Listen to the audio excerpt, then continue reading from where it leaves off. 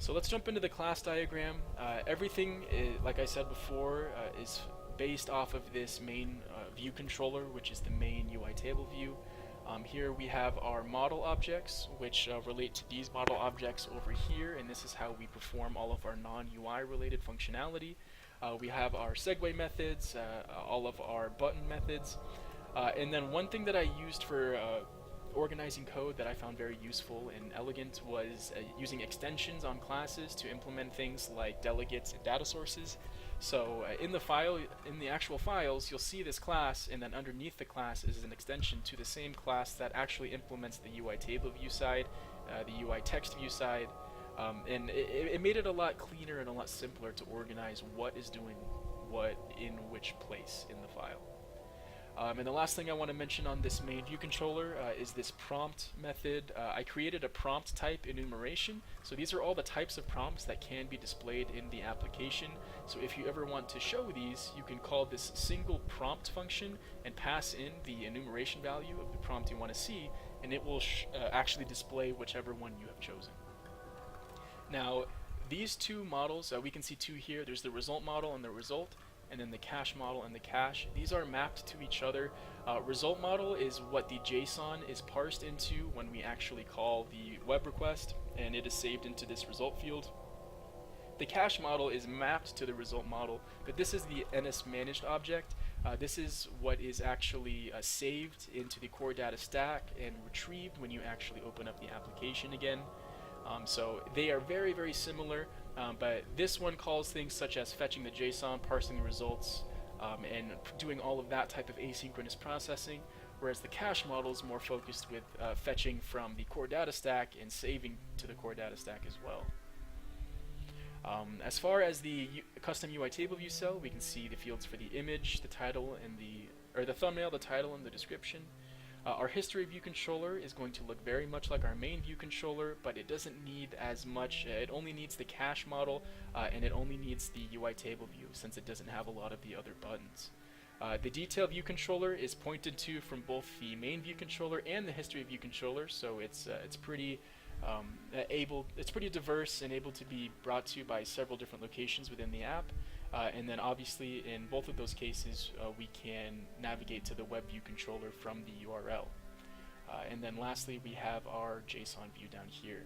And inside these functions you can see things relative to what the view is supposed to represent, like the detail view controller has the map view and the map type functions, the web view controller has the web view, the page navigations, and then here we can see the web view controller, the web view delegate, and also the message composer delegate. The MVC architecture is pretty simple. The view handles all of the reading and responding to user interactions and displaying of things.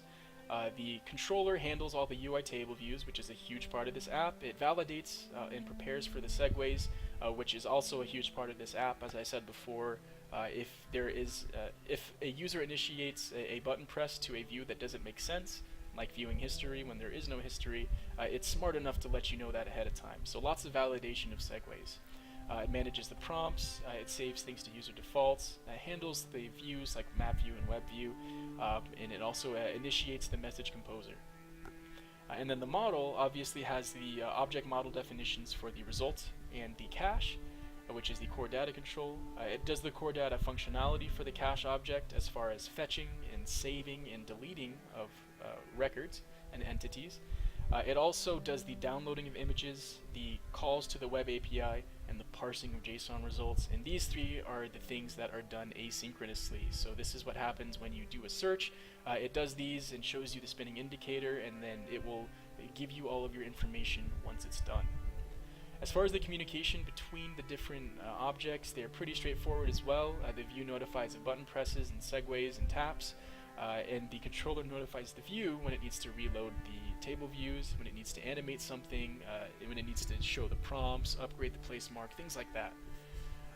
The controller speaks to the model when it is sending requests for the API calls, when it is initializing the objects, when it's saving the core data. So when you actually tap on the row action to save, that's the controller sending that request to the model, and then fetching data to load and populate the table view.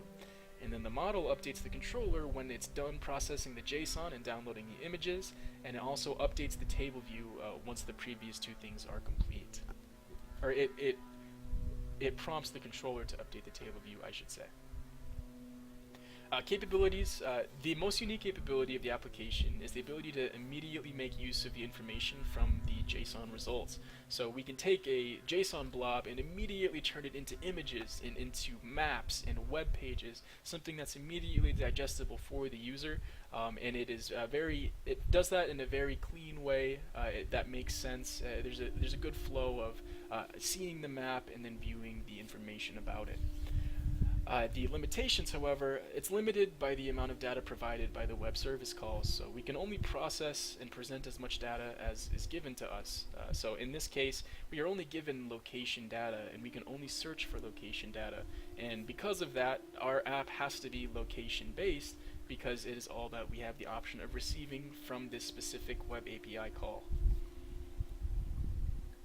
The lessons learned, wow, there were many, but some of the key ones, learned about UI and event handling and transitioning between different states within a scene. So in some cases things shouldn't be initiated, and in some cases things should. Learned a lot about dispatch queues, about asynchronous calls, about waiting for things to finish in the order in which things need to be called.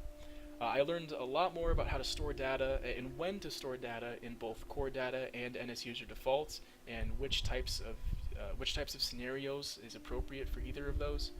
I learned a ton about the Apple APIs, how to use them, how to learn how to use them, things such as MapKit, WebKit, that message composer controller, and so forth.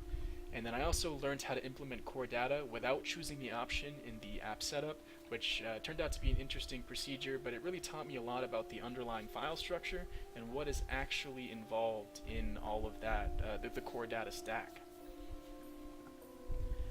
Now, as far as improvements, this app has definitely inspired me on another project. I'm working towards the design for a new app that allows the user to dynamically build and request web service calls.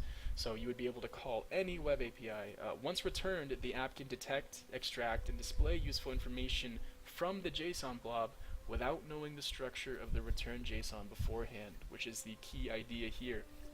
Now, I'm trying to build a developer tool where I can intelligently process and parse JSON and pull information, pull actually the structure of it from the file itself without the overhead of having to research the documentation beforehand.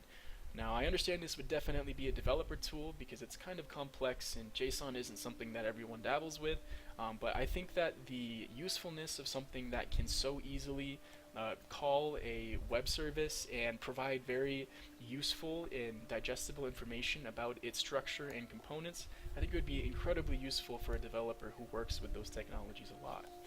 So that's the direction I'm headed from here.